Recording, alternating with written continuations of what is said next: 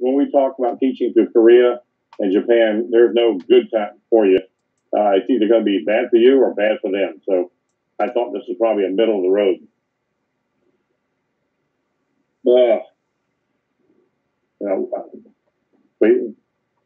Roger looks like he's really not doing much, but he's really busting his butt because it takes like 3 different computers and programs and those kind of things that he has to mold together to get it online and started. It's already rolling, guys. So welcome to Let's Talk Racing. Hey, Roger, got it rolling. Very good. With a minute to spare. Well, Roger, I went on my laptop about 2 hours ago and started up because I had it off for the last few hours, and it says, you have updates. And I know what happened to you last week when you were trying to get ready to get the show done and run through hadn't finished updating yet. So Microsoft bit us in the butt that day. I know. Actually, more than once. Facebook once again changed how they do their live thing too. Of course. The streaming key has changed. Yeah, because that's just showing starting soon, but I guess sooner or later someone else will get it there. It's like coming to the track and they tell you, oh, by the way, we're not going to use the same tires we've been using for the past 3 years. We're going with a 2-inch thinner tire. Yeah. Oh, jeez. Oh, wow. Speaking of tires, all the fun going around lately about the tire shortages. It's, all right, this is what I've heard. It wasn't really a tire shortage. Right. It's the lack of people to deliver them. Yep, transportation. Huh? It used to be you could go and get your own tires and then take them on. Oop, I got to add somebody else here. And add them in, bring it to your track, unload it. So now they don't have enough drivers to drive them to the tracks. Right. I was reading an article, I don't know if it was on Racer Magazine or Autoweek, or it might have been both, that was saying he talked to the people of American Tire Specialty, which is American Racer, the old M&H tire, and the McCreary, and then, of course, Hoosier. And they said it was slowed down a little bit on materials and stuff like that, but like you said, their labor was the big issue. So I guess restaurants are not the only people trying to get hired people back working, if you will, to do that. So, not surprised. Yeah. So, all right, we have Keeley Dubensky over here. She's just bouncing around in the car. So, Keeley, give us a little bit of information about yourself and how you got involved with racing. Sure. Well, thanks for having me. I've always been a fan of racing, but funny enough, unlike everybody else, I was not born into this racing world. It kind of came to me later. I didn't even decide I wanted to work in racing until I was in high school, and I went to the Coca-Cola 600. And I was like, oh, this is exactly what I do. So I started, with the Cars Tour, and started off basically hanging banners, doing whatever I could to cut my teeth. And now I'm the administrator of the series. So I've kind of worked my way up, and I love it. But it's definitely, it was the perfect place for me to start and learn. Now, how long have you been working with them? The Cars Tour? 3 years. 3 years? 3 years. This is my 3rd season. Mm-hmm. Yeah. So how do you? I mean, is it what you thought it would be, being an administrator working with the Cars Tour?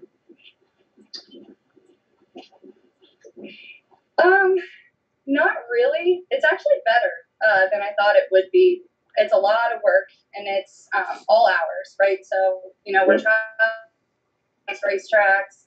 We're driving home past midnight, and then I work in the office during the week.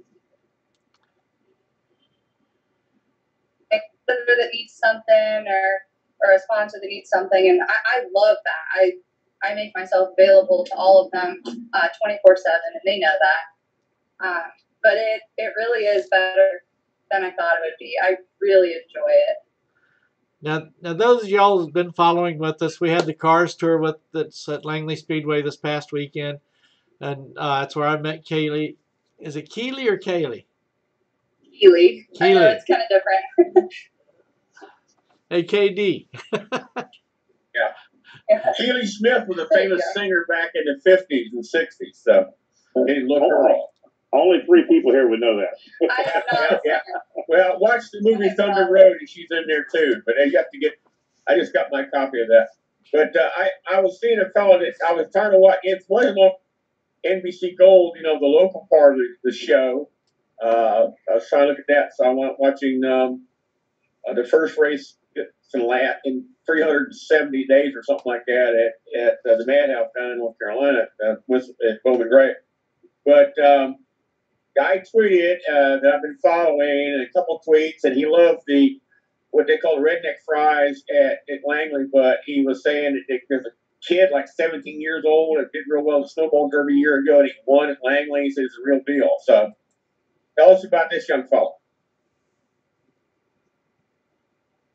Keeley, maybe we're losing her. Me? Yeah, Keeley. Yeah, What sorry. do you know about the young guy at Who was it? Langley? Say the name again. Oh, Caden Honeycutt? Yeah.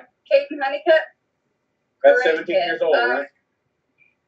Yeah, I think that's right. Sorry, it was breaking up a little bit since I'm on the road. But Out in the Caden's a boondocks. great kid. Actually, funny enough about Caden is he's never seen any of the tracks that we've gone to on our schedule this year. So everywhere we're going, this is the first time for him. Yeah, so and I don't even think he actually before we got there for the practice day. And he's just one of those racers that's got it. Like I know he's raced some super stuff, and he's just smart. I know Justin Johnson. He's a great driver coach, team owner. He's helped him out a lot, but he just has it. Very talented, very respectable, outgoing. He's a part. This is his first season running with us, right? And we're hoping that he keeps coming back because he's really a great asset. All right, cool. Now what'd you think of? You've been to Langley before. If you've been with the Cars Tour for almost 3 years now. Yes. Did this weekend go any better than expected, or how? Well, we had a lot of fans in the stands, which was great. I feel like our drivers put on a great show per usual, especially our late model stock division. They put on a heck of a show every single time we run. Langley's a great track to work with.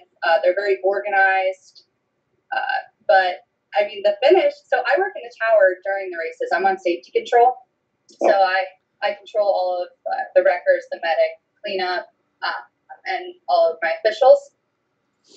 And it was really, really interesting watching him race with his team owner there at the end. But he stole the show for sure.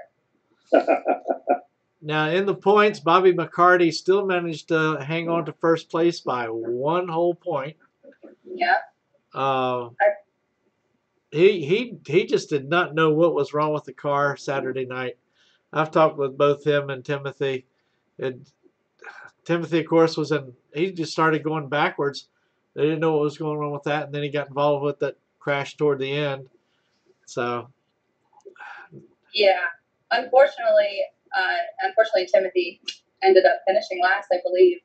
And then, Bobby, it was very strange to watch him go a lap down because that is not normal for him. And I know that he was really disappointed.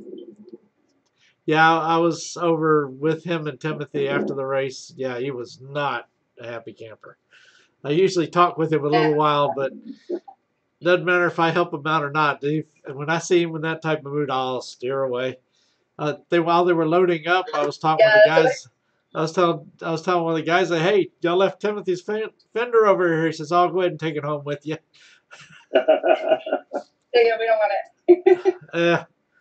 But so now that was disappointing, but it's part of racing, and you can't race a perfect race every weekend. So that's true. Part of it. And Bobby's won several times out there, whether it's the Cars Tour or the Hampton Heat. He's very, very Bobby McCarty is a very talented race car driver. He's aggressive. He races clean. He's definitely one of the fan favorites to watch race. Yeah. And obviously he's our 2-time champion. So 2019 and 2020. That's a great team to work with too. Mr. Nelson is great. Timothy Pearce is great. They work hard. All those guys over there too. Oh, if you want to get on Timothy Peters' good side, bring him some she crab soup. Really? Really? Do you want to know a funny story about Timothy Peters? Go ahead. So he's gonna kill me for saying this, but he's kind of OCD. Like he's just kind of a neat freak. And I was marking the windshields for qualifying at I want to say it was a couple races back, and my marker broke, so all the white paint that dumped out of it all down his windshield and inside of his car. And I start panicking, right? Because like I know Timothy well enough to know that he's OCD about that stuff. I'm like shaking. I run to the bathroom, like clean it all off my hands. You know, it's everywhere. I'm like, Timothy, I'm so sorry. He's like, that's all right. That's all right. He's great. Roger, if you get Timothy loving she crab soup, you got to take it to the dead ride, dude. I was there a couple weeks ago. Well, every time he comes to race, whether it's the Hampton Heat or the Cars Tour, me, him, and Bobby and the team, we all go down to Harpoon Larry's. And that is what Timothy always orders, is at least a bowl of she crab soup and then whatever the entree is. Half the time it's one that's got she crab soup all over it. Yeah. Well, we went to dead rides and I had she crab soup and the crab cake on top, you know, as my main course. So I was living large, buddy. That's you're in a great seafood city place, that's for sure. We all put on a great show Saturday night. That was a lot of things, a lot of talk around the track. Our support division did very well trying to lead things up to that. But things went very well. Good car count. Car count's getting tough lately, I know, everywhere. But y'all always seem to you bring a good group of cars, a lot of good drivers. And we were happy. What did we have, Roger? 3 locals there, Matt Waltz and Gary Carroll and was it Justin Carroll as well? Yep. Yep. Yeah, we reach out to the locals actually for every single race because we have a hometown hero program. So the top 3 in points, whoever enters first gets 3 free tires. The second is 2, and then the third gets 1. So that's just kind of our way of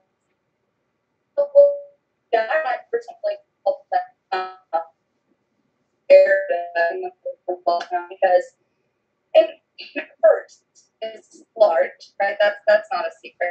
So, but we love pulling in those locals. It always puts on an even better show, right? Because we know what our guys can do, but it's when you shake it up a little bit, it's interesting. Yeah, you get local guys that are familiar with the track. They'll take and give them a lesson sometimes. Sometimes. I know they talk to Matt Waltz. It just all sorts of things happen with the car. They just get it come around right.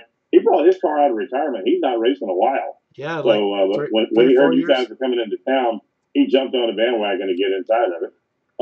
Besides the regulars, I will say the regulars that raced around too. So good race. What's the difference? What's the main difference? Is there really any difference between the regular late model and the late models on the Cars Tour? I know that there's obviously some technical. Truthfully, I stay away from the tech questions because I don't want to touch those. Don't be scared. Go for it. I'm like, oh yes, actually, you can call Gary Epps. But no, there's not too much of a difference from what I understand. So the car store doesn't have any problem getting tires? Because the local racetrack does. The tire deal is a really weird deal. We're working as best we can with Hoosier, and obviously we just are having for Rockingham, we're building a new tire. So we went out there and tested a few times, and we finally got one that works. I just talked to Amy Markey at Short Track Scene earlier today, and we're very hopeful that Hoosier says that we're seeing the light at the end of the tunnel. the tire situation is a little bit tricky to work around, but we're doing the best we can. I think the industry as a whole probably is that it's been a known transportation problem for a while for almost anything. There's shortages of everything, anything that had to be manufactured. Appliances, if you see on the news anywhere that you want to go to buy any kind of appliance, you can buy it all day long. You're just not going to get it for 6 months. And that's almost anything for your home. But that was one of the high things for COVID. People started, don't ask me where they got the money, but they started remodeling, replacing appliances, those kind of things. But it sped along into everything else too. Even chicken. Yep. Even chicken. Wood. I think the problem with the biggest problem with tires is not just transportation getting it there, but now that things have opened back up some, racetracks nationwide have gone nuts trying to get back online, and there was no one had a stockpile of tires, if you will, and that's why. Yeah, that's why you got. Tire companies are saying people hoarding tires. You know, they were buying 9 or 10 or 15, tires at a time, or however many sets. There weren't 6, no 12 tires sets. to hoard. Nobody's had any. There's no tires out there. Nobody's hoarded them. It's not no tires. It's no delivery people. Well, they said the problem's getting the nylon for the tires, is what I heard. From what I understand, there is a nylon shortage in the United States, and that is part of the reason that production has been a lot slower for the tires. So, like, I do know, Freeman and everybody was out at the Rockingham test, and they're working so hard to resolve this issue. I was sad to see that Tri-County couldn't run their local divisions because of the tire shortage. I mean, it is sad, but you know what? We made it through the COVID season. This is just another obstacle that we'll feel great about it when it ends. Yeah, they'll make it through. Langley, I think I saw put up, Andre put something and redouble it. I think they're going with 2 old tires for that division. Good evening, Jeremy. We're getting there. But they're making it work. We've had a bank of old tires for a while, so I don't know if that's what it's going to be for other tracks or not to have available. So I think, depending on what division it is, tracks eventually got to get there. The nylon stuff will come back up. I think the supply will get there. It's just going to take probably into the season before we see the light at the end of the tunnel. Yeah. JCR is hoarding them. Who? JCR is hoarding them. The guy who just joined us there, Jeremy Clements Racing. Roger's talking about you already. I don't know what you guys are talking about, but tire shortage. Tire shortage. Oh yeah. I just saw something about Goodyear being maybe short on rubber or something, or I don't really know what's going on. We're talking about good old Hoosiers. They're having a big tire problem with the bias drag tires, is what it is. I don't think y'all having it up where you're at. Oh, okay. Yeah. You got all steel belts and those things. Well, there's a little controversy in Formula One. The last Formula One race is predominantly a right-hand turn road course circuit, and left rear tire blew out on the guy that was leading the race. A 2-second lead with like 3 laps to go, and he said there was no debris on the track. And Terrell says there was debris on the track where they got us, carbon fiber shreds, just like needles. Everybody's having tire problems. Don't care where they are. The Beku or Langley. They either can't get them or they're having problems with them. That's the way it works. Yeah. Jeremy, I saw Jeremy's highlight. I saw the replay the next day, and it first turned on. It was 51 car was not doing well. Yeah. He decided to pit a whole lot earlier than he needed to. What y'all find wrong with that thing? What made it come cutting off? Unfortunately, we left the starter loose, and then it started shorting itself out on the firewall and cutting the car off and on. So it was a mess, to be honest. And we couldn't figure out what was going on. I saw sparks in the car where the firewall is to the right, where the fuel line goes through, and just kept telling them that. And we couldn't get it fixed in time, unfortunately. So that ruined our whole day. Something something as simple as that. Just left loose, to be honest. So I wish I could tell you something better than that. That's the truth. That's and for those of you that don't know Justin and Keeley, this is Jeremy Clements. Jeremy Clements is an Xfinity racer. The 51 car has done very well this year. Jeremy's been to the show quite a few times. Thanks again for coming tonight. That was kind of surprising to see things that happened, but I still blame it on the TV announcers because they jinxed you early on in the show. My wife said the same thing because we follow him religiously. But they were talking about Jeremy so well in the beginning that he's not had a DNF all year long. And someone said, well, excuse me, he can't afford a DNF. He's a small time, not small time, a single car, didn't have all the assets and stuff. They were talking about how great he was doing. And next thing we know, there's problems on the track. I thought, oh no. And then when we found out what it was shutting off and things, like you said, it's so hard to troubleshoot. There's nothing much you can do from the seat, and there's not much they can do in the pits until they get the car in there. But I think, how did you end up? I had to go work there. I didn't get to see the end of it. 33rd. Not good. Yeah, not good. So it continued to happen. We had to go behind the wall and fix it and figure out what it was, and we had to change the battery because it fried 2 batteries. Ooh. And yeah, so it was a mess. We went down, 7, 8 laps or something. I don't even know. So that was our worst finish of the year, and that really sucks. It is what it is, though. You got to have a short memory in racing and just try to move on and correct your mistake and learn from it. That's all you can do. Put it behind you, move forward, and keep having a great year.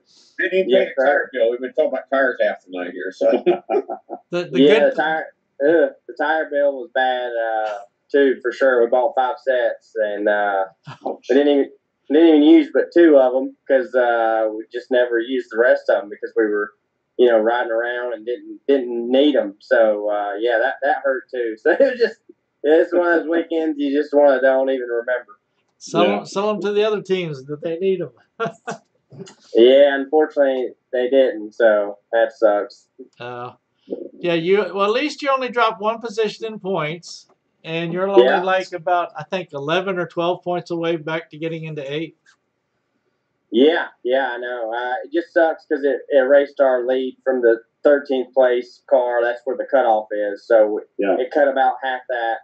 It cut that in half. So, but yeah, we all can just keep fighting and, like I said, learn from it. And the damn starter will be tight every week now. That's for sure. Did you ever figure out who it was? No. That did it? That left it loose? Yeah. Oh yeah. I mean, we don't have many people, so it's very easy to figure out.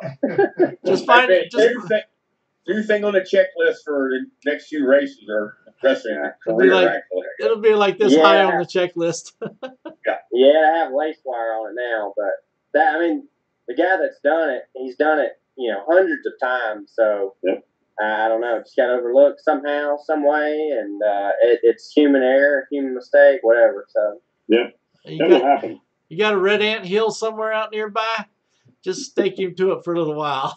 Oh gosh, whew. Yeah, that would hurt.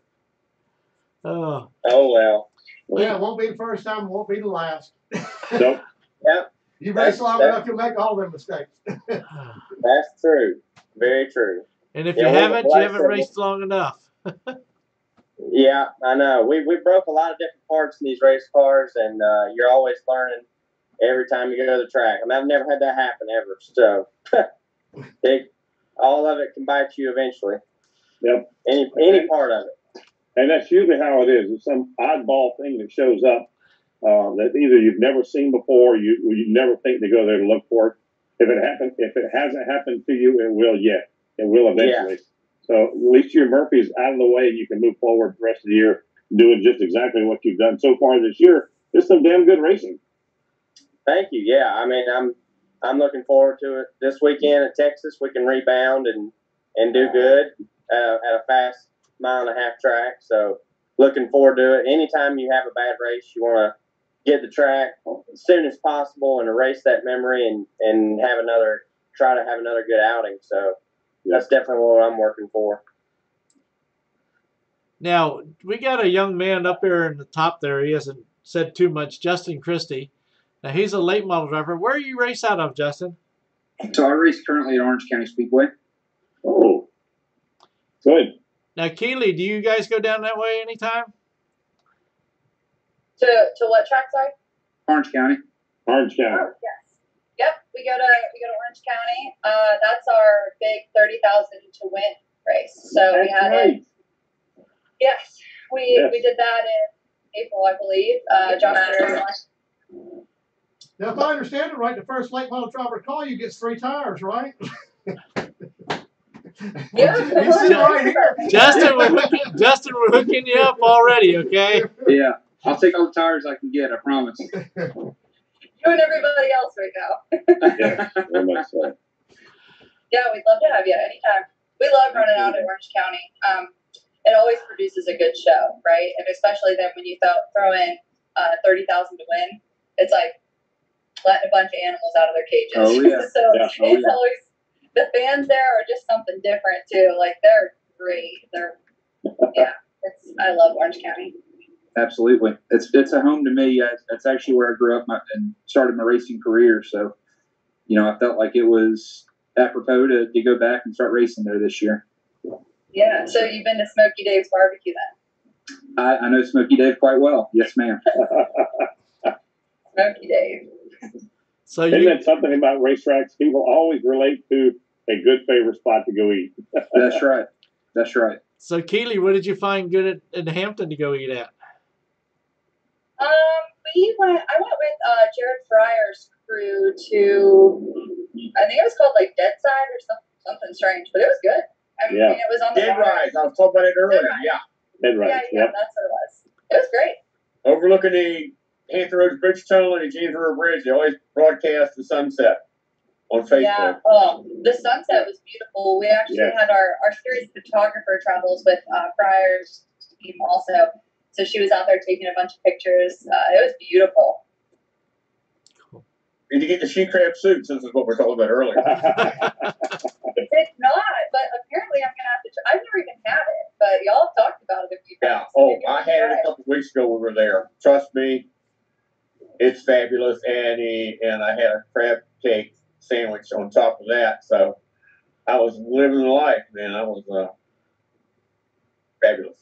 Next year I will go and get that, and I will come back with a review for you. All right, Absolutely. Keeley, just remind me next year, Keeley, we'll grab you up and take you with Timothy and Bobby and myself. Sounds good to me.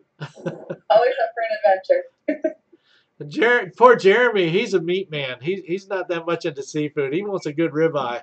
Good ribeye. I like city food too, and you guys need to stop and making me hungry. Let's talk about it. Yeah. That's a good thing. When we're done with this, we go hit the restaurant down the street. That's right. I do love seafood though too. So I'm not that picky. I used to be picky when I was a lot younger, but now you grow up and you'll eat anything now. Yeah. And Justin was sounded like he was talking about barbecue. So is that right, Justin? You went to the barbecue place? Yeah, so Smokey Dave's actually a really good sponsor for late model racing in general. Keeley can actually talk about that. I mean, I actually got to meet him several years ago when he was just starting out, and he's kind of like me, right? He had a vision, he had a dream of owning his own restaurant, and it started out with a food truck, and then it turned into a restaurant, and his business has truly exploded. And a lot of that's in part due to racing. The racing community is awesome, and they've really supported him. So, yeah, I mean, we always try to support him and eat his food if we can. Yeah, he's a great supporter of late model racing in general. He's been a great supporter for the car store as well. Every time we're out at Orange County, he shows up with a bunch of food for us. Oh yeah. I always stop in. He's always handing me bottles of barbecue sauce. Actually, I took it home last time, and my family and I did ribs for Easter dinner, and we used Smokey Dave's sauce, and he was excited about that. You've never been there? It is so good. Oh yeah, they sell out of barbecue food every day. Like it is, it's amazing. So him and Kelly, they work really hard. They're good people. Yes, absolutely, absolutely. You know who'd be missing all this? Poor old Al Pearce, because you know how he likes food. Yeah, he likes barbecue too. Yeah, In-N-Out Burger when he goes out west, we can get out there. This is really good. I've had one of those. It's really good. And Jeremy, I'm sure you've had In-N-Out burgers too as well. Yeah, oh yeah. Every time we go out west, they want to go in and out. All as soon as we land, it's let's go in and out all the time. Yep, first thing. And it ain't far from the airport. Exactly, they're everywhere and they're cheap too. So that's I'm always like, I'll get this one. There you go, Keeley. Now you got something to look out on the West Coast when you head that way. Oh, hey, I'm all about their animal fries. So if I land out there, that's exactly where I'm going. It's In-N-Out also. I don't know how far north you guys go, but there's a place called White Castle that my wife introduced me to where she's from New Jersey when I first met her. Yeah. And they're cooked by steam. They're a little burger about the size of a dinner roll, and you buy it by the sack full.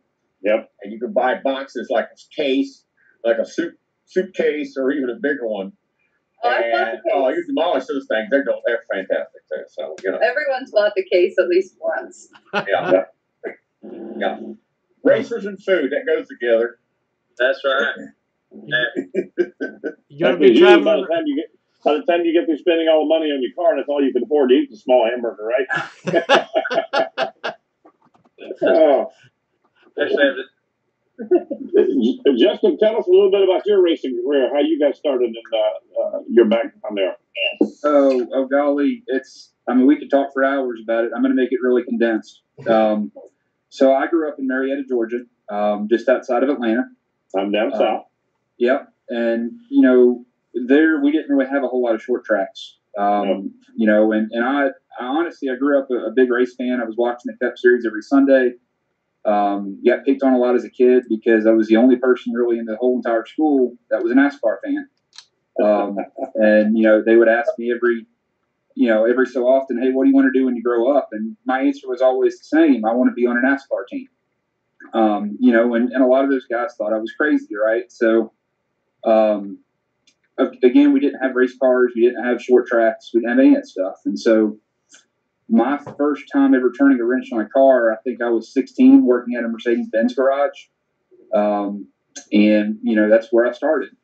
When I was 19, I moved up here and chased after my dreams. And it took 10 years of trying hard and living in a single wide trailer and just working every job you can ever imagine, from working on a farm to working in a plastic factory to building computers to whatever, just to stay afloat, to where on the weekends I could go to Bowman Gray and start working on modifieds. And then that led to, I actually got the job as the started out as a tire official in Orange County. And then the very next year was turned into a tech inspector. And so I teched race cars in Orange County and then at Ace. Did that for several years and realized, what in the world did I sign myself up for? So, when you're 23, 24, 25 years old and guys like R.D. Smith and Josh Berry and Justin Johnson and what have you, you're tearing the race cars apart. It's not exactly a fun thing to do. So eventually I realized that, hey, I'm working my tail off. I want to get on a team. And I knocked on every door you can imagine, and everybody told me no.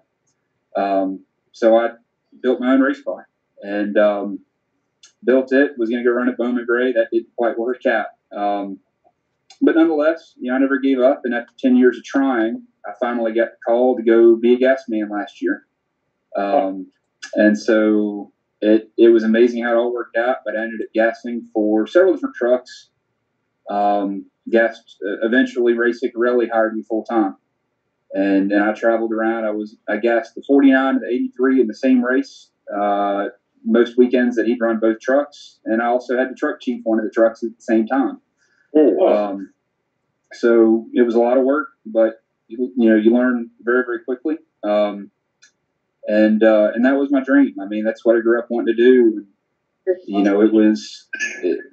was pretty darn cool. So, this year over the winter, I actually got a job offer to work a corporate job, in sales during the week.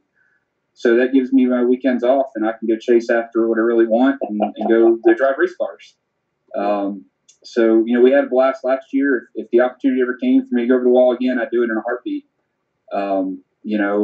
That's my passion, but, to stay involved in racing and, I got hooked up on a really good deal, to where I can go drive late model on the weekends and Thomas Chappell, Mike Chambers, they've been around the Cars Tour, great people.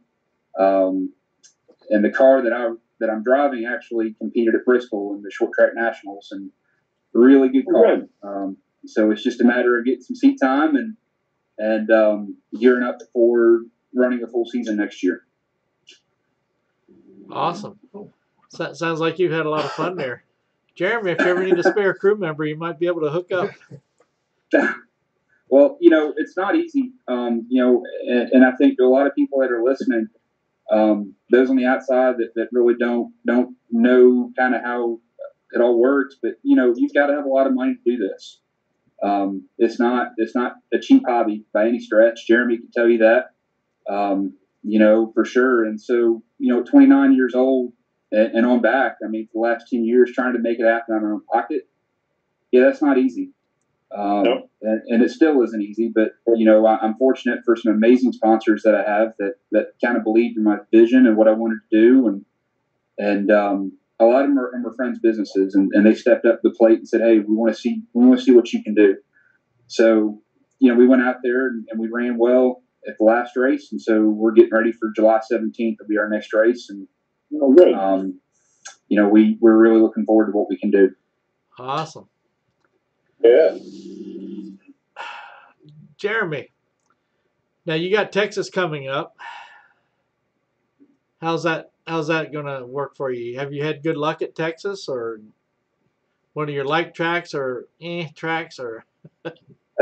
Yeah, I like Texas. It's one of the fastest places we go to for sure. And I don't even know if they'll have the PJ1 on the track. Last year they did, so I need to find out. They usually send you an email about that, but yeah, I'm looking forward to Texas. We did run good there last year.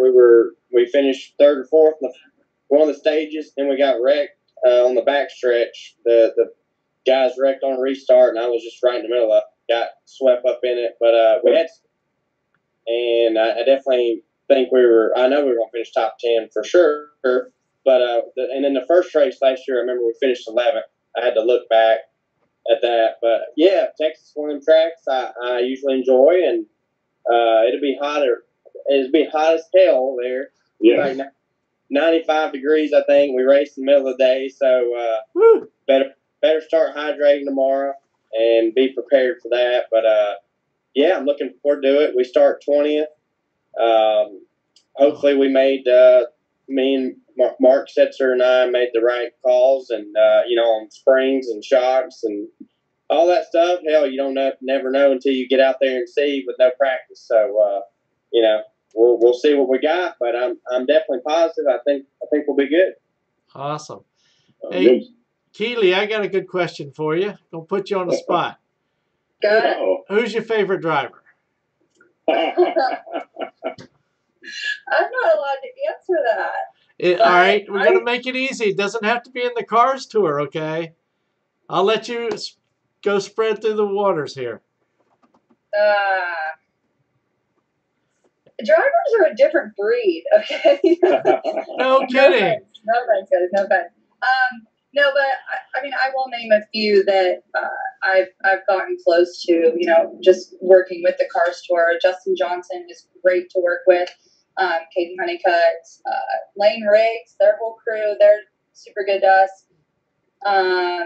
Minnie Tyrell, their family is just so funny, so fun to be around. There's so many. Well, and it's nice too that we're a touring series, so we travel with all of them. So if we go out to eat with them, like we were talking about earlier, and like establish those relationships with them. I take pride in. I kind of oversee our Touring 12 program. So I spend a lot of time, talking to those Touring 12 drivers, making sure there's not something that we can be doing more for them, or what they're happy with, what they're not. So I'm fortunate that I've gotten to establish those relationships. Do you remember? But if I had to pick like a favorite driver, probably Lewis Hamilton. He's talented for sure. Yeah. Yes. Yeah. He's also very rich about now too. Yeah, I'd say he could just quit right now and be set. You should have him take and sponsor your car. So, was it? Now it done got shifted off. Oh, Yeah. I remember. Keeley, now, do you remember your message you sent to me earlier? Yes. Do you still feel that way? No. Good. I did. I No, would. I don't think so. Non-attribution. My biggest thing is I sometimes talk too much, so I'm nervous about saying too much. Like, I don't want Jack calling me saying, "What the hell did you say on there?" Yeah, I know nothing. It was somebody else. It looked just like me. Yeah, exactly. Jack, my boss, Jack McNally, the owner of the car store, he's great. I mean, we're very close. We work really well together. He's the best. I mean, that's just the best way to describe him. I've been giving Jacqueline a little bit of fun. I keep sending her all those little old baby pictures when I was skating at a couple of years older or less. She's a trooper about everybody. They called her Chicken Wing the whole weekend. I felt bad. Oh, their arm, yeah. She's a good sport about it, though. She works hard. She really does work hard. She does a great job with our social media and everything. She's great. She is. She is a definite asset to the Cars Tour. Talking about public affairs, she's been on the show many a time, and I'm telling you, she's a great interview. She does very well. She speaks very well for the Cars Tour. And I've not had a chance because I'm at the racetrack. I've not had a chance to watch your Cars TV web reading the races, but I know I've seen her at our racetrack. Roger has too. How she is in front of the camera and the microphone too does very well. So y'all got a good program and a good crowd that works together. Well, we do, and that's something that we take pride in. Also, is a lot to get disorganized with things, and we're really big on consistency, right? So we're consistent with our competitors. Doesn't matter if we're a big team or a small team. Treat everybody the same. And Tony Stevens, TV, he's great on our broadcast. We've had Postman come on, Hannah Newhouse in the booth. So this year it's really been great. Last year was tough. It was tough for all of us. But just trying to stay above water. And so it just seems like this year we're being rewarded for that hard work and hard time we went through. Awesome. Now, y'all may notice her picture sort of still. That's because she's in a low bandwidth area, so we'll still hear her, but she'll have that picture for a little bit. So, Jeremy, what is that place you were saying you're sitting in now? Normally you're in the shop or at the office. Yeah, this is our hauler, actually. It's just the front of it. I came in here because it was quiet, because the car was actually getting lettered right now, and the guy had the radio blasting, and I didn't feel like messing with it and making him mad or anything. So I just said, I'm going to go somewhere quiet. Good thing to do. Well, it seems like he's falling on to the old painters. Used to have the paint going with their paintbrush back in the old days. Of course, a lot of times you had to get the guy the adult beverage, and sometimes the lettering got spelt wrong. I was a friend of my dad that had a race car years ago, and the guy wrote Hamptons, Hampton. He left the T out. Oh, hell. Hampton, Virginia. Oh, hey, here's a better one. One of my friends running Legends took and was putting on the back part of the Legends the PC Doctors, and when the guy got the back end of the car, it's just a panel there. He put it on upside down. So when we put the car back up, the thing back on the car, there's PC Doctors upside down. So we just told anybody that asked and said, that's just in case if he rolls over. Oh my gosh. This side up. There you go. You've seen guys put advertising on the bottom of their cars, haven't you? I don't think I have. Well, it's a good way to attract attention. Everybody's got to see it. Hopefully you're not doing it on the highway and somebody tries to turn their head and wreck their car. Oh, you've seen it in the Cup Series. The guys have the camera sitting there on the steering assembly and the shocks and everything, and you'll notice somebody's name will be there. Yeah. They got a camera. Hey, Keeley's back. Yeah. Sort of, kind of.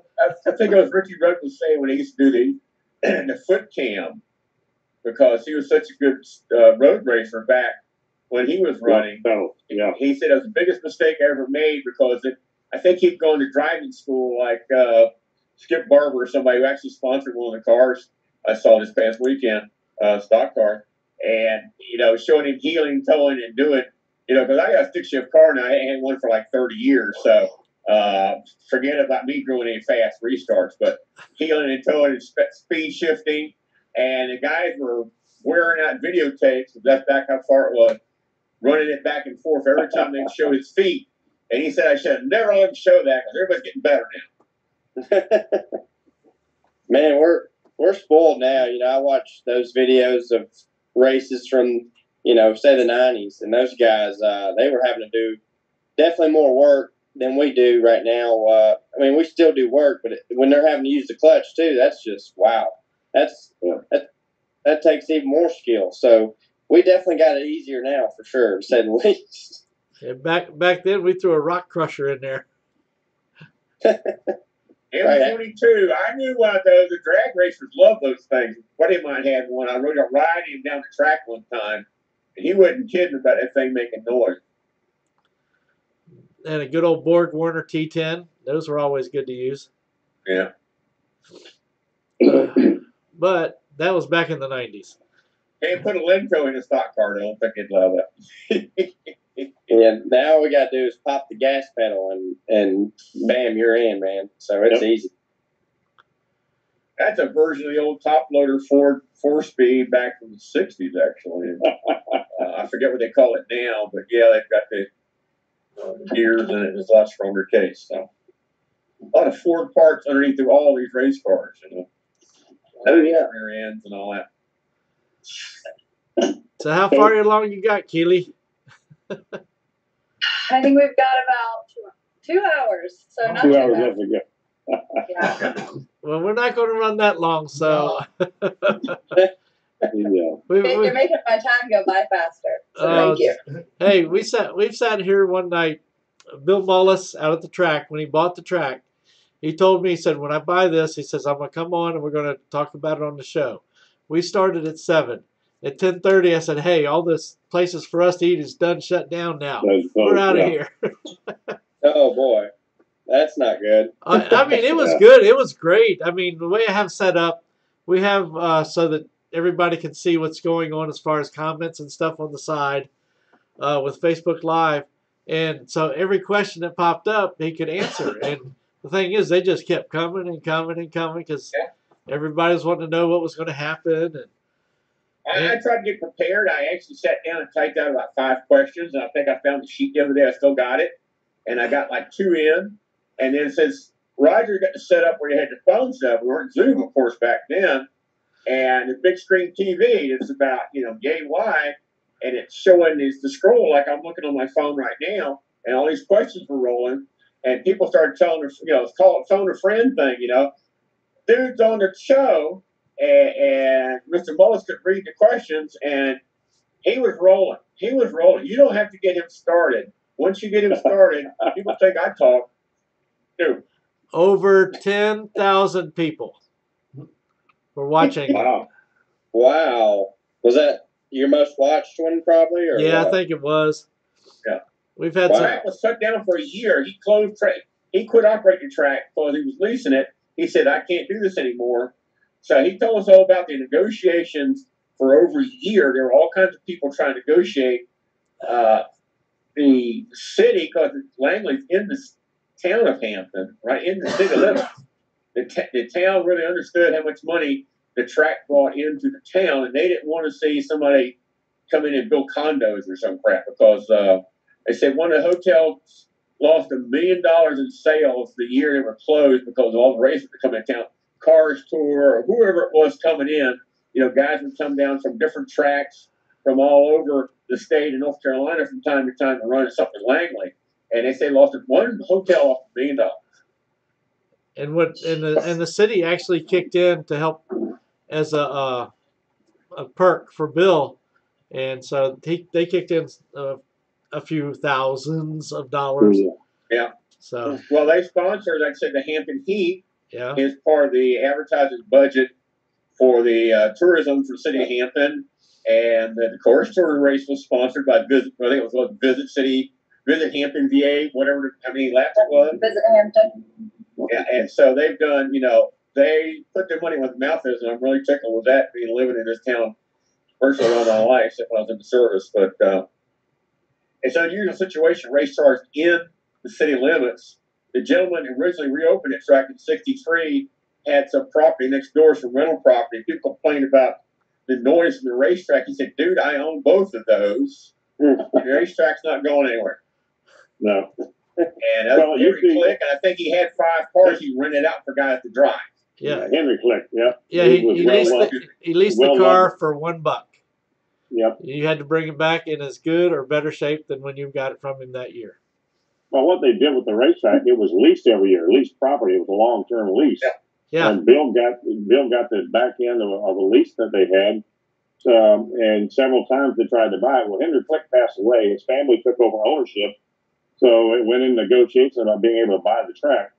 I don't know the whole ins and outs of it, but it got to the point where no one could come together on an appropriate price at the time without raising and changing things. So Bill the sale didn't go through, the purchase didn't go through, so we didn't have the track for the year of racing, and the family didn't have a year's worth of lease payments. And I think they learned through all of that. No, the Click still had to pay. They were actually the end user of the lease. But what I'm saying, though, is that they weren't getting the money from the racetrack. Right, and they still had to pay the lease. Well, they owned it, but it was no. 2 girls out in California, 2 old girls out in California owned it. I know property in Hampton, but anyway. Well, I had heard it part of the family. But anyway, it took a year for that process to go through. Bill got it. There was a lot of help from the city. I don't know money-wise how all that went. But we've always had a great relationship with Hampton. The track has been in existence for 67, 68 years. That was the only time that's ever been down. Always had good attendance. Always had good management. Done very well. So now instead of a lease, it's a owned track. It's no longer a lease there. So we don't have to worry about that aspect of it happening anymore. But we've had a great relationship with everybody around us. And all the track has really done is continue to grow. We can't grow land-wise because there's nowhere else to go. The only land that we had was back over behind Turn 3. FedEx bought all that. They encroach so close to the track anymore that when we have our fireworks on July 4th, we can't have them out in Turn 3 anymore because the chance of it hitting on their property. So now they have to have it over in Turn 2 in that field behind where the outside parking area is. So we loot all that parking, half the parking lot out there in that whole area when we do fireworks for July 4th. But they still don't strip on anything. Everything goes full force. And it's been a great since it's reopened. We've had a great time here at the track. But that's because folks like car tours come in. We have the Hampton Heat, all sorts of different events and things that we've had. So been promoted very well, and we've had great relationships with a lot of different areas that come through for road shows. The Monster Truck Show last week or something like that. You're going to have a few weeks down the road be even bigger and better, as the guy was telling us. Probably so. Years ago, and it has been years, Sammy, Roger knows about it as well too. We used to have several traveling TV shows. We've had live streamed on ESPN race shows. So every promoter, every track owner has been there and done something different and better. And that's why Langley's one of the last of the local tracks that's still going. K&N, ASA, Hooters. Hooters Pro Cup used to be. Yeah. Yep. And the Xfinity, what's now the Xfinity for a couple of years too. Way back when, yeah. I'm talking just in my time. I've been there since '96 when Wayne Wyatt had it. We typically would have 2 TV shows a year at least, and several traveling teams come through. So, Justin, I've been trying. When Jacqueline was on the show early in the season, she told us about that 30,000 win down in Orange County. We almost made that trip, but it was just on a bad schedule for us. But I know Orange County's got some pretty good history down there too, don't they? Absolutely. I mean, I'll be honest. My hero growing up was Jeff Gordon, right? And so there's videos on YouTube of him and Ward Burton fighting it out in the Busch Series back then. So, it's been around for a while, and that was a Busch Series track. And, like a lot of the short tracks around North Carolina were. It's a very racy track. I mean, I love it. It's got a lot of character to it. You can just feel the history when you walk in that place, and the surface is still the same. They patched it a little bit. That's about it, How big a track is it? 3/8 mile.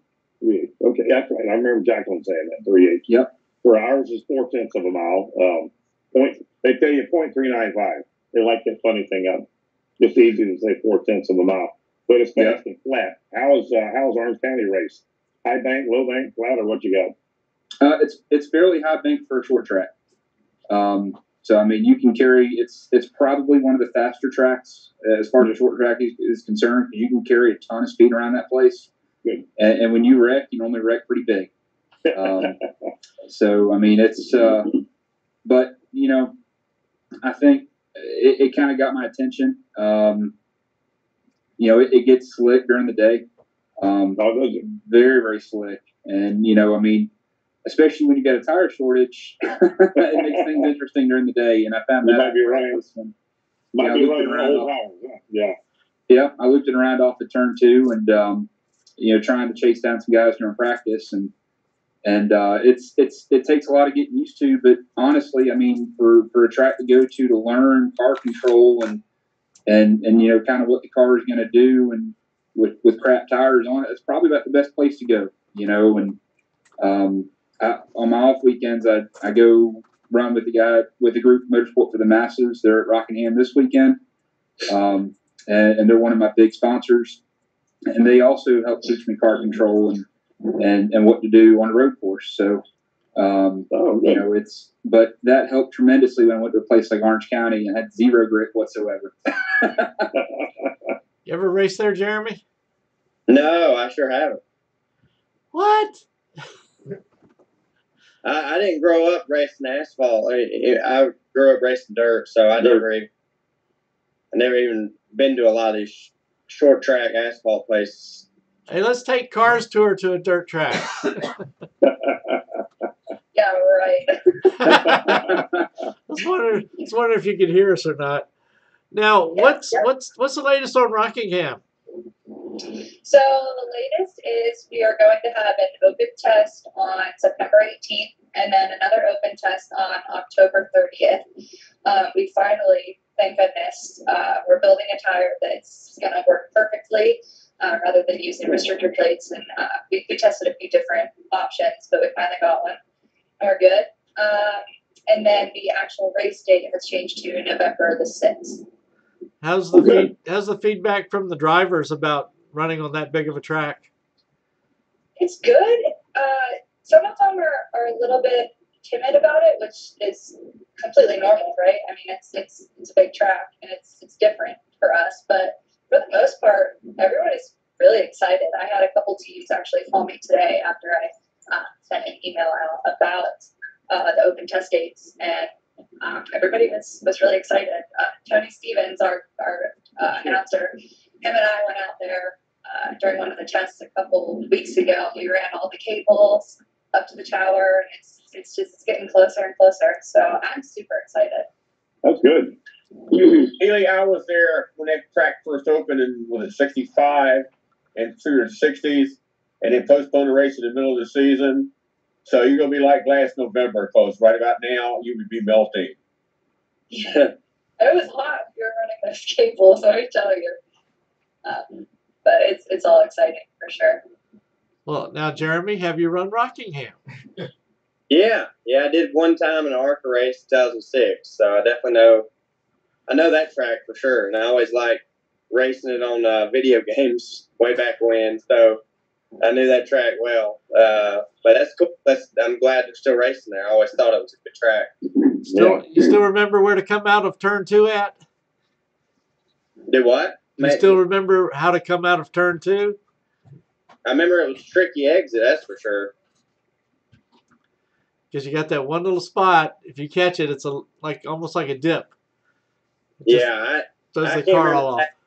I remember turn 2 was a lot more narrower than turn 4 was a lot more. It had more room. So, but that's good. Is that the next race there? Like, I didn't know they were racing there still. Now they've got it back open. They've had more of the local track racing, just like I think Justin was saying. They got a race coming up down there, I think next week, or was it? So it's not like an official race. What it is it's a group that we're going to be kind of working out of there with Miatas, and you can bring any performance car you want to. And they've got a road course set up down there at Rockingham. So good.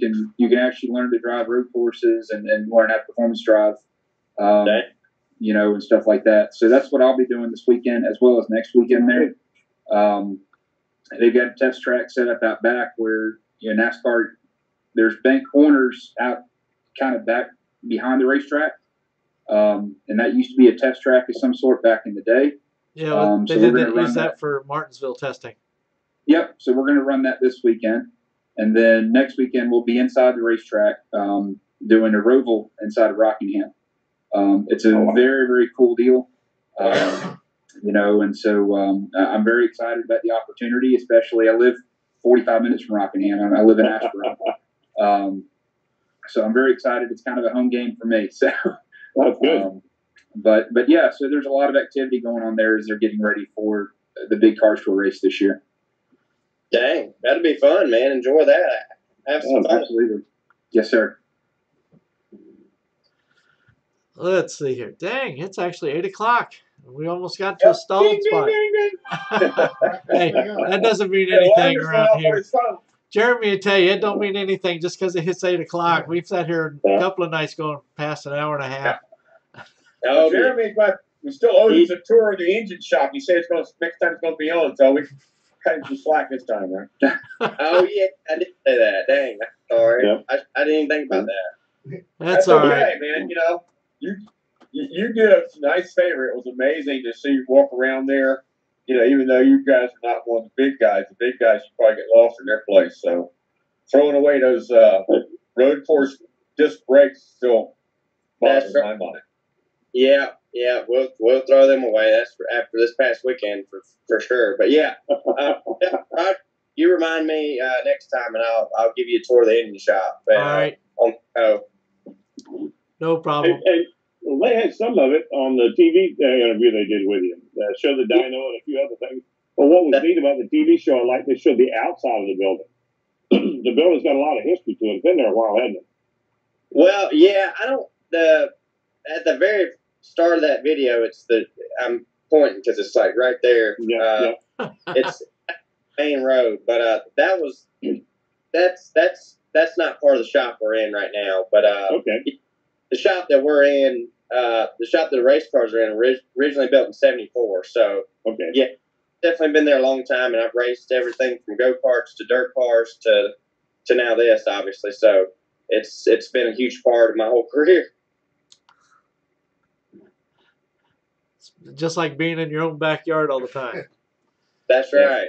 Yep. So yeah, we'll give you a tour of the engine shop. There won't be obviously many people in it when the show airs, but you know, everybody leaves at 5, 6 o'clock, whatever. But there'll be a couple in there still. My dad and my uncle, they work day and night. Literally, they'll go home and eat dinner, and it's a little after 8. They'll probably get back about 8:30 and work till about 11:30 to midnight, and come back in at 8 a.m. next day, and they do that all the time, man. I don't. That's too much. And what they're doing, just for Justin and Keeley, they make their own engines. So that was something else that was part of the show, showing them full time making the engines. I don't remember, they make everything from scratch themselves. I'm sure they buy other parts as well too, but they're pretty interesting. I forget what the comment made, how many they make, but not everything they make goes in your car. About 500. Yeah, they sell them to others as well too, but pretty unique that here with everything that you've got going on, you're also manufacturing your own engines. Yeah, I mean, the Clements Racing Engines does a lot of dirt late model engines for the most part. Okay. They do ours too at Jeremy Clements Racing, and the Clements Racing Engines builds 99% just say dirt late model engines, and then 1% of mine. So Yeah. my stuff's like just a little piece. Yeah. That's what they had mentioned. But it was still interesting to see that and see all the work going on with it. Yeah. Well, what would be a small operation? You've done outstanding this year, and I'm sure things will just keep getting better. But it's a family-owned, operated operation going on. That's what's great about you out there competing with them. Yeah, I said on the interview, I said the Clements Racing in your side is the money making side, and the money spending side. Yeah, I remember that. Yeah, that was good. Yeah. Well, at least you got the end to talk them into doing your engine builders do 1% of the business with you, because a lot of places would go, we ain't got time for that little bit of business. I'm related to them, so I don't think they have much. Well, I mean, they do have a little bit to do with it. Yeah. It definitely helps. So yeah, it's good. I wish that engine shop was all JCR. Then they could really make our engines the best they could possibly be. But it just takes so much money and resources and engineering, and oh my gosh. So, but I'm proud of what they do, and our motors are pretty close. We're down a little bit compared to running against the Hendrick motors and the Roush 8s, but you're talking maybe 20 horsepower, so it's pretty close. But they're still working on it. All you got to do is pedal a little bit faster, Jeremy. I hear that all the time. No, I know exactly what you're talking about, working late when you're a small team and everything. Back when I was running late models, it was just 3 or 4 people that we had working around, including myself. So staying up to midnight was not a new thing. I don't miss it anymore. Yeah, this week's actually been good. We're ahead of the game than we have been the past few weeks. Nobody is here besides the decal guy putting the decals on the car, and I was just kind of overseeing that, making sure he didn't mess anything up or spell anything wrong. Hell, he's done that. Put it on upside down. When we get done with the interview, I'll go back in there and check, and then I'm leaving, going to eat dinner. Well, that thing isn't that computer generated? Doesn't he have a spell check on his computer to the diagrams? It is, yeah, and he doesn't even design it or anything. I have another guy that designs it, and he sends him the file, and he just puts it in his system and pushes print, really. So he's got the easy part, but he's in our same shop, and he's a friend of mine. He actually races too. So if you ever want him on the show, you should get him on the show. He won a dirt late model race at Cherokee probably a month ago now, but he's getting better and better. But yeah, I just try to watch over him because I have to make sure everything's right with that. Well, you got sponsors to make happy. That's true. What's the next car going to look like? What's the one you're getting ready to race in Texas look like? Well, to be honest, we hadn't even put the press release out yet. We kind of got with some of that stuff. So hopefully you should see that tomorrow. We won't tell anybody. Yeah. Well, I was on your Facebook page, and I know you're usually pretty good about putting that out. But and Justin, that was something we were going to ask you, but he's really good. They are really good. JCR are really good with their social media, Instagram, Twitter, Facebook. New cars and that coming out. A good looking car, and I'm looking forward to seeing it. Thank you. Yeah, I appreciate that. We try hard, and we're always working at it and doing the best we can. We try to keep everybody up to date. Yeah, Keeley knows all about that too with the cars tour, isn't it? You got to make sure that your social media stuff is doing well. Yeah, I feel like sometimes social media is something that racers miss, and so we try to focus a lot on getting our information out on social media and keeping everybody up to date and in the loop. Yep. Social media is very important. Yeah, we talked about that, Roger, when he had Mariah Boudreaux out of Colorado that was racing as well too. Small team, trying to get ready, trying to get a little bigger, and Justin, that's what we mentioned to her too. Jeremy's very good at it. Is that you got to get out there, your sponsorship and those kind of things. But social media is really going to win it for you. And she's very fortunate that her first time behind the wheel in the ARCA car is going to be in her hometown in July, and she was looking for sponsors for it. So, I mean, who wouldn't want a sponsor a local person at a race besides the ARCA races. And the other good thing was she won her first 2 late model races. Yep, racing late models out there too. So. And that was, that's really hard to do, is get out there and win the first 2 ever races you go to. Yep.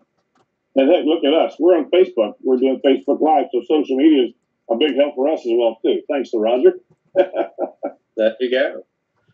Hey, we try to help everybody out as much as we can. Yeah, we do. I think the biggest we've helped out, I think somebody came forth that watched the show and hit up one of the guys in the old Bush series for $250,000 worth of sponsorship. Oh, wow. Wow. So, that was a nice one. For them. You never know, though. You never know. I mean, we had. He's saying, who's that guy's name? Justin is too. we had Justin on the show one night with a local late model champion, Brenda Queen, and they had talked and knew each other a little bit. So between our show, they found out a lot of history behind each other and some of the racing and things they've done too. So you just never know what's going to happen on here. You might find somebody driving down the road to get something to eat. Maybe they're going to another location for another race or looking for something else. We try to have fun anyway. There you go. And David, you need to go take and look at the video from on YouTube when we had Bill Mullis on there. Oh, I probably do need to find that one. I'm telling you. Be ready for 3.5 hours. I don't know if you stand that. Because I know how Bill is. I can imagine what the show was like back then. Yeah. I didn't get a word in edgewise. People think I talk a lot, so you know how that goes.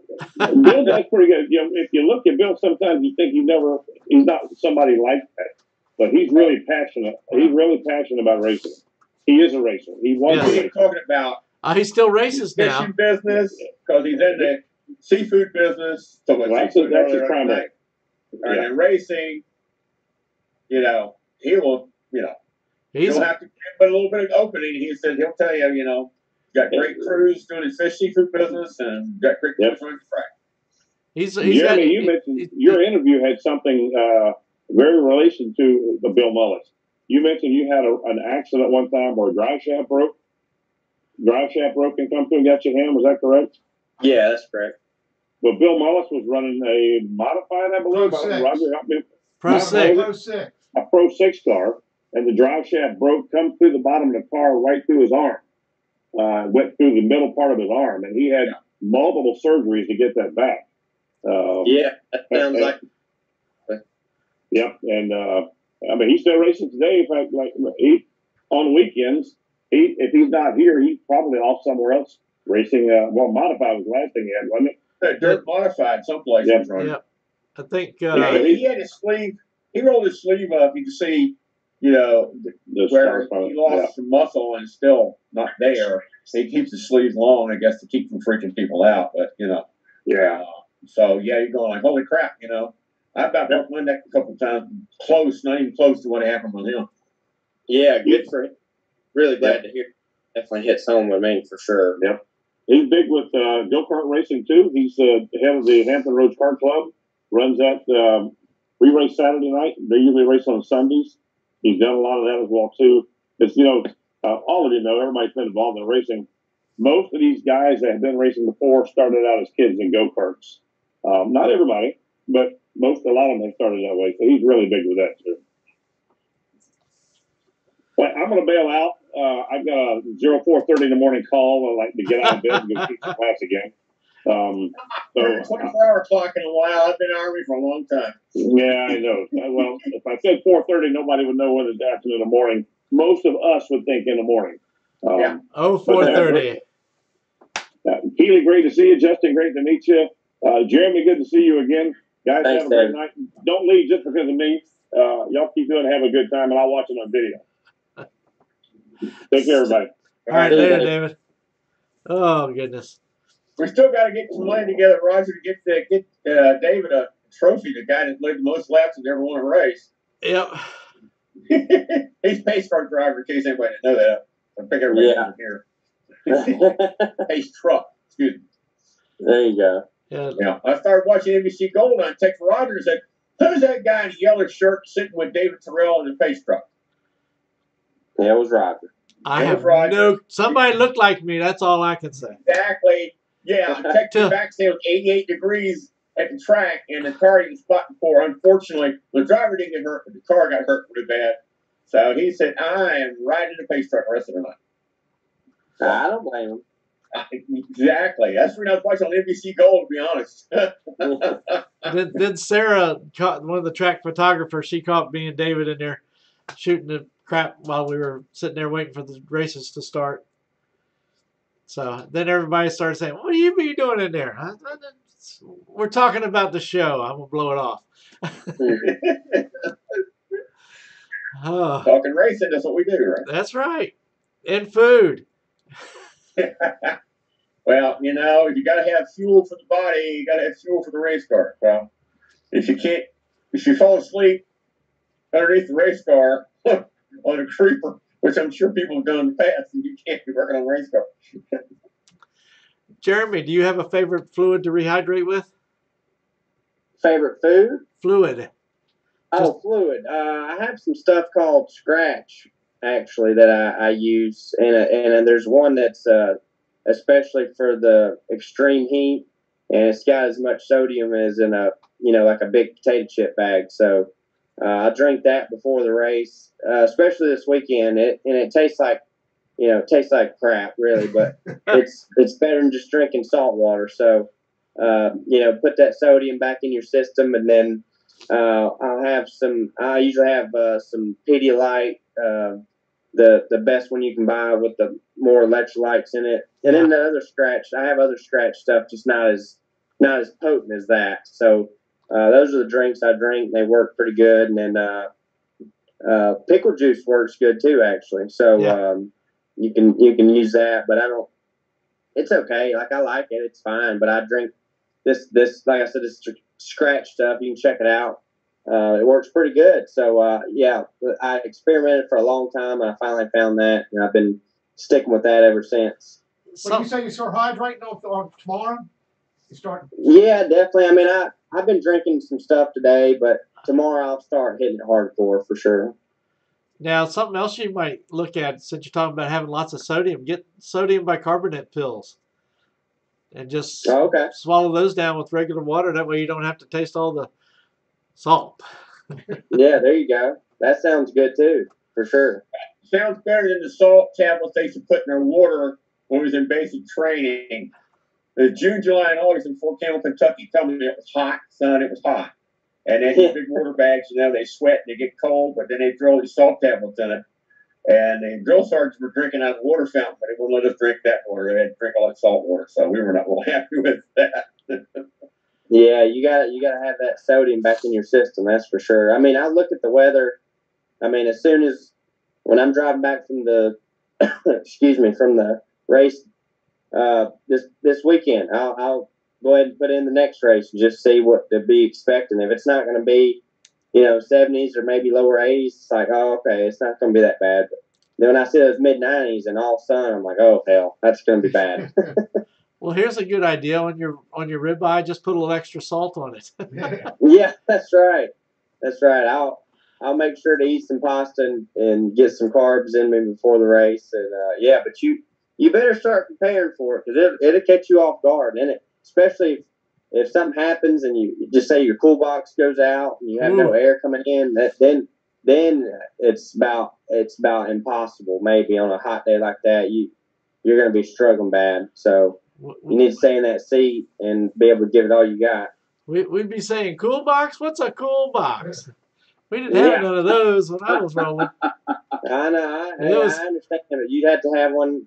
These cars are, these Xfinity cars, they're hotter than the Cup cars. I don't know what it is about the composite bodies or what. It's like they just keep the heat in them so much, and it just gets worse as the race goes on, obviously. Yeah, the sheet metal has a tendency to let heat dissipate quicker. That makes sense. Yeah. These damn composite bodies do not. It's like they trap it. Justin, you got anything that you use to keep hydrated with other than water? Absolutely. I'm a big fan of Liquid IV. I don't know if y'all ever heard of it or not. Yeah. Funny story about Liquid IV. I would use it on the road last year when I was gassing, And what I would do is mix a gallon of it and drink it, like especially going to Texas, Atlanta, a lot of your higher humidity tracks where it'll take a lot out of you. I walked into GNC and picked up 3 bags of it. And the guy behind the counter said, "What are you doing?" And he said, "This thing's got more sodium. Your body can't handle all this sodium." And I had to literally sit down and explain to him what I do for a living. I go over the wall. I've got a gas can on my shoulder with a suit on and a helmet on. It gets pretty hot.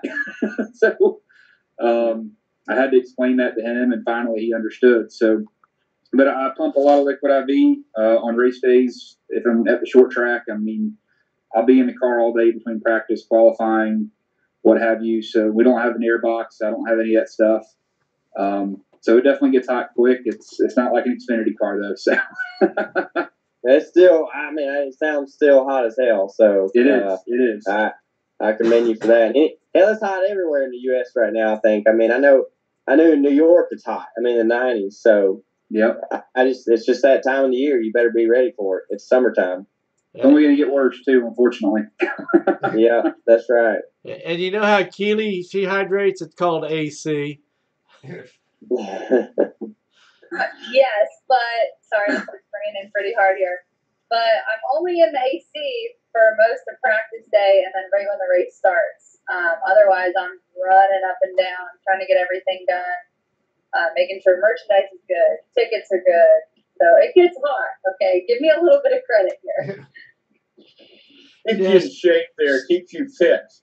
She was running around. I did see her running around. In fact, we talked and everything else, and I liked when Dave thought you were Jacqueline. Yeah, it was like we look completely different. It was funny. He said something about my arm. I was like, my arm's fine. What are you talking about? And it killed me because he said, "Well, she's wearing blue jeans, a dark shirt, and she changed the color of her hair." I go, "What?" And I saw you, and I said, "No, I better be saying sorry." And I said, "Jacqueline, no, it's Keeley." I said, "Oops." Oh boy.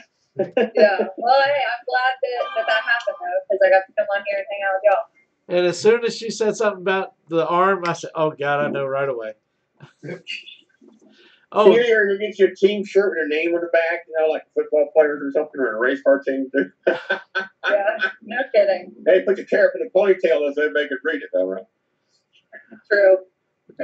We were talking earlier with Keeley, Jeremy, a friend of hers that's also in the Cars Tour that works with her, Jacqueline, and I think you've met her before on here. And she recently went skating, roller skating, and fractured her arm. So I've been sending all my baby skating pictures to her and said, "Here, I can show you how to do this." And I said, "Try this next time and I'll be doing some crazy little stunt." Just giving her a hard time. And I told her lately, I said, "Okay, we'll start up a Zoom meeting, turn around your phone, and I'll spot for you while you're skating." Dang. That'd probably make it harder to hold the phone and try to skate too, right? Just stick it in your pocket. Or wear one of those selfie things. I don't know what those are called. I have no idea. Selfie sticks. Selfie stick. There you go. Duh.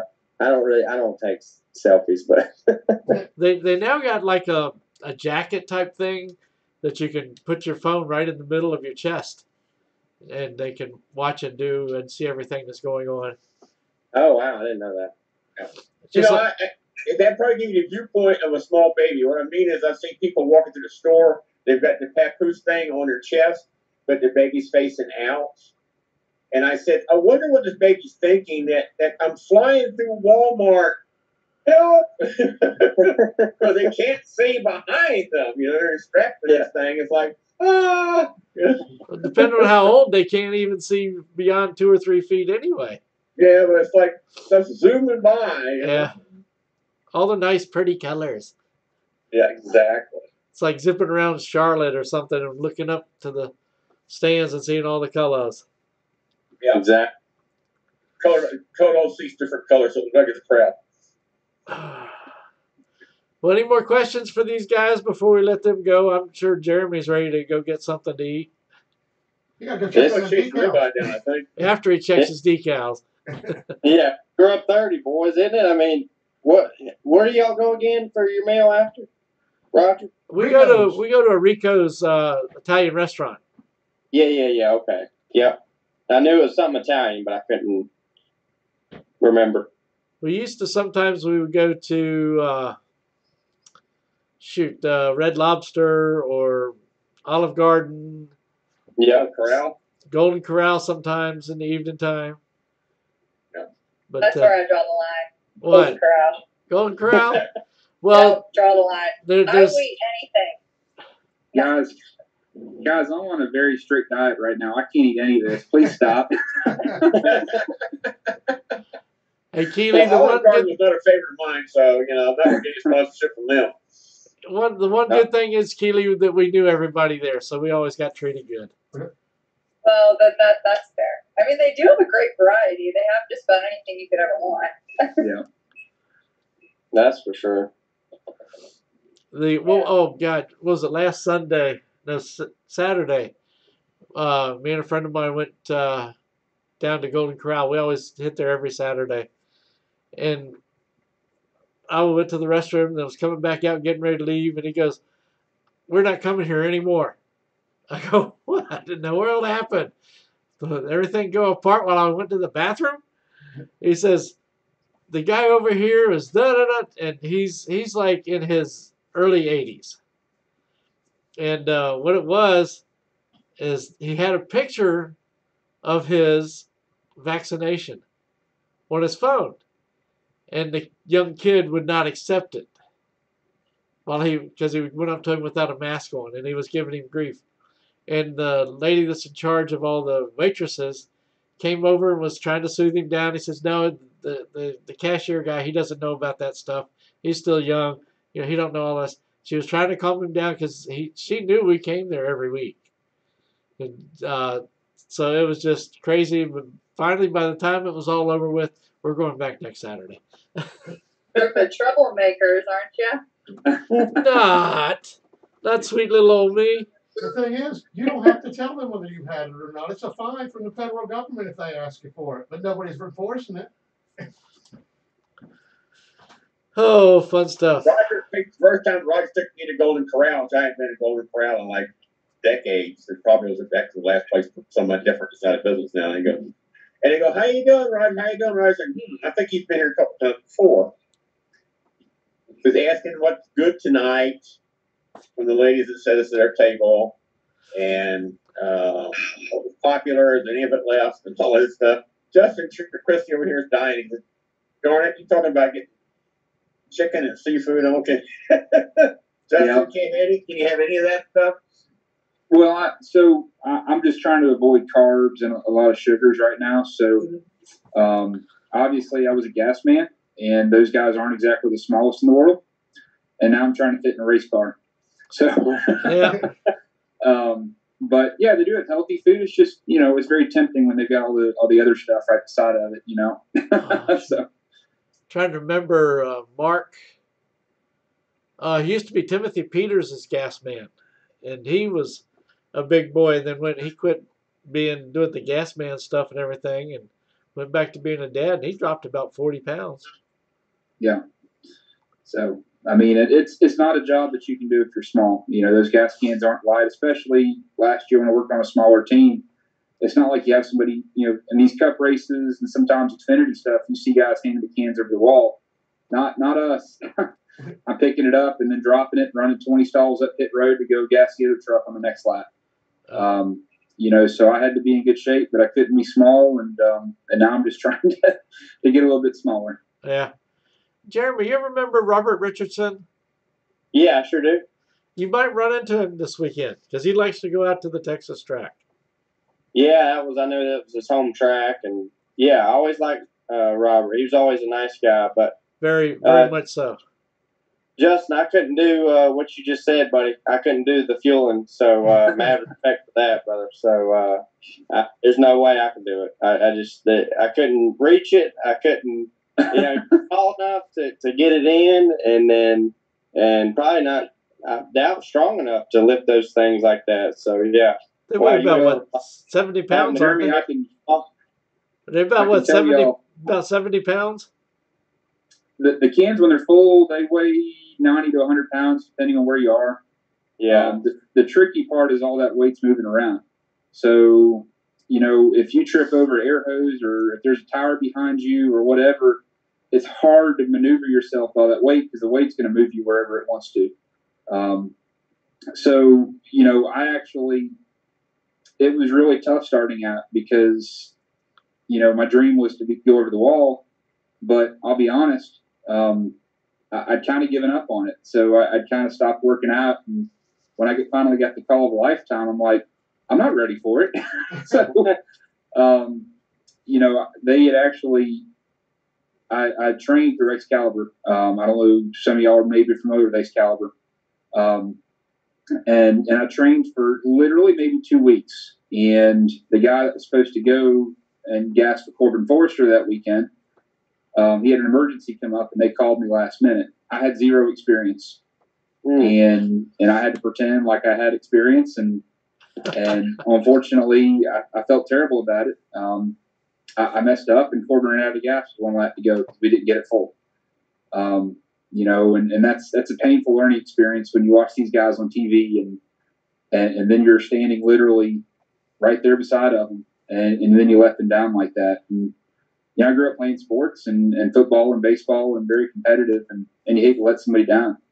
So, I worked hard at it to make sure that I was good. And apparently I was a little too good when the team said, hey, we want you to gas 2 trucks in the same race. Jeremy's totally familiar with not getting enough gas in the car. Yeah. I didn't realize you had another speeding penalty the other day. Do what? I didn't realize you'd had another speeding penalty the other day. When? Saturday? Not this past race, the week before. Oh, yeah. I went, you get to speed drive the race. I went 50.32 and 50.17, and you can go 49.99. So it was just barely over, man. But you just try to push all that to the limit and just went over just the hair. So it is what it is. It don't matter if it's 10 miles an hour or just a hair, does it? What did he? I'm sorry, I didn't hear. I couldn't hear him. He said it doesn't matter if it's 10 miles an hour or just a hair over. Yeah, exactly. I know. I couldn't believe how close it was, and I couldn't even. If I had to try to get that close, I don't think I could. Tell him, oh, damn, it must have coughed while I was driving in.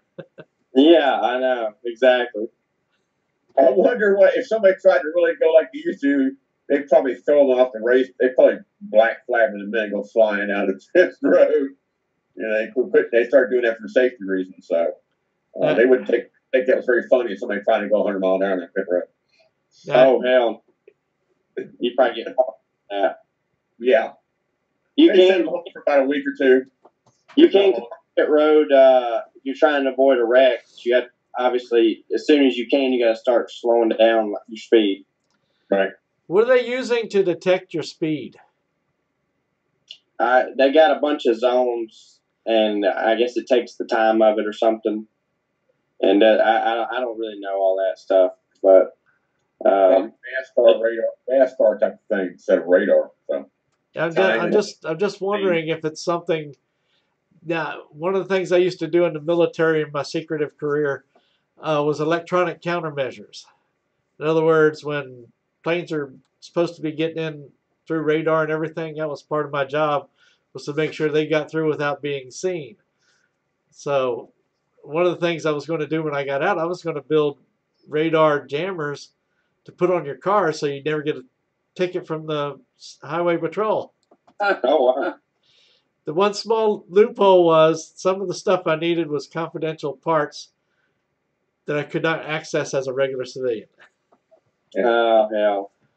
So, and Virginia's one of 2 states that have radar detectors that are illegal. Yeah. but they don't say anything about radar jammers. Yeah. Have I told you I haven't had a ticket in 10 years? Oh, a no. video on YouTube where the state police have radar detectors, believe it or not. And the trucker, he had it hidden in his grill. And they pulled him over, and he got out of the vehicle, and he was talking to the state trooper. He's leaning on the front fender on the left side. And he he mentioned all this. He put, captions underneath it when he posted it. And he actually was standing so the guy couldn't see it. The cop couldn't see it, police officer. And then the state trooper called another trooper in, who apparently was a super duper expert. And you could hear him crawling around the cab and trying to pull the cab apart, trying to find the thing. They never did find it. They knew he had it. They were curious, so the radar detector picked it up. Yep. And so he had turned it off, and they let him go because he couldn't find it. And he drove nice, easy, with nothing. He kept that thing off all the way home, and he took it out. He said, "Because I know they're going to be looking for me because they know what color my truck is, and they know the license plate number. If I go this way again, they're going to pull me over again." Yeah, all that microwave stuff, they can figure all that out and see it. Yep. Just like a Geiger counter type thing. But anywho, Right. It's getting dark where you're at, Keeley. What's up with that? I know, it got dark all of a sudden. We just drove through a storm, and now it's like getting dark. I was trying to move up to get some light, but... Well, I She's tell you only got what. an hour and a half left on driving now, or her friend does. Your friend is still hanging in there. That's a good thing. She's a trooper. She's just sitting here in silence. Dang. That's good. You got the driver. That's a good thing. But that's okay. Hopefully she's enjoying it as much as you She's have. great. I think she's listening, huh? Yeah. She's trying to keep up. Yeah. Yeah, just don't start hear us talking about going fast and start pushing her pedal down more.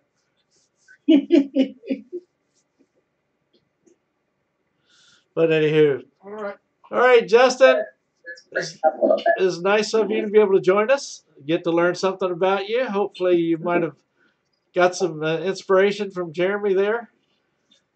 I'm actually a huge fan of his, so it was a real treat to get to hang out here with him tonight. So thank y'all. Oh, thanks, man. Appreciate that. It was cool to hear your story as well, and good luck this weekend, and keep grinding it out, man. I appreciate that. That's pretty cool that you can gas a car and drive it too. That's I don't know. I don't hear that many times. So no, that's pretty cool, man. Keep it up. I appreciate that. Thank you, Jeremy. Yes, real sir. quick, when is the next time you're going to have the car where all the autographs go on it?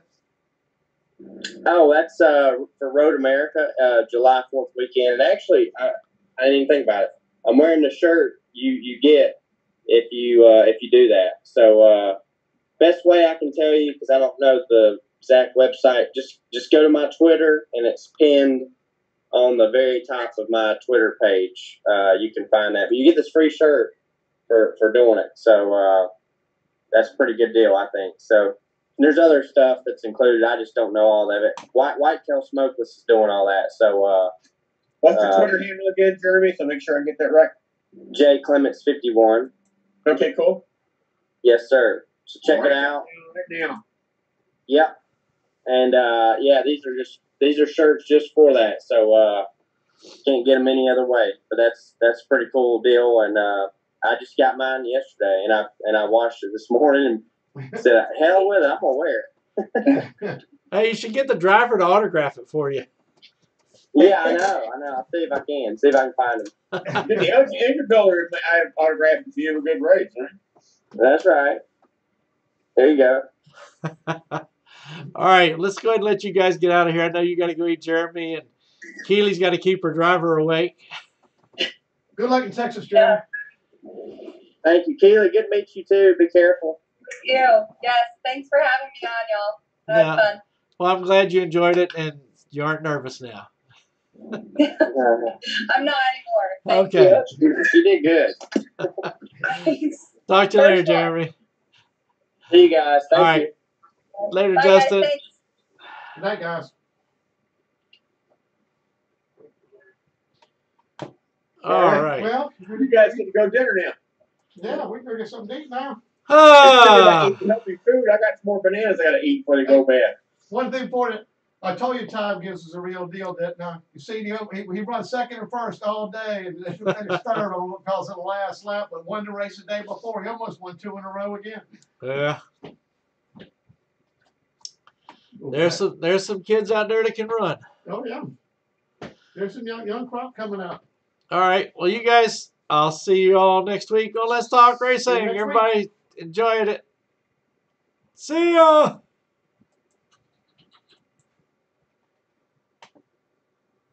Oh boy, somebody brought some old stuff.